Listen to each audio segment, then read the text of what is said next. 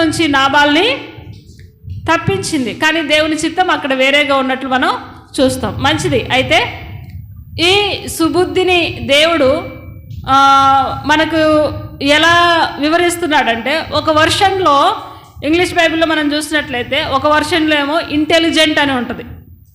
సుబుద్ధి అనే మాటకి ఇంటెలిజెంట్ అని ఒక దాంట్లో ఉంటుంది. ఇంకొక వర్షన్లో ఏమో సుబుద్ధి అనే మాటకి సుబుద్ధి కలిగిన షీ ఈజ్ గుడ్ అండర్స్టాండింగ్ అని ఉంటుంది.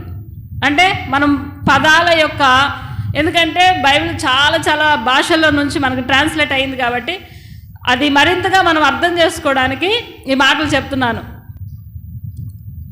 సుబుద్ధి అంటే చాలా తెలివైనది, ఇంటెలిజెంట్, తెలివైనది, జ్ఞానం కలిగినది, వివేచన కలిగింది, మంచిగా అర్థం చేసుకునే మనస్సు కలిగింది. అంటే మూర్ఖురాలు కాదు.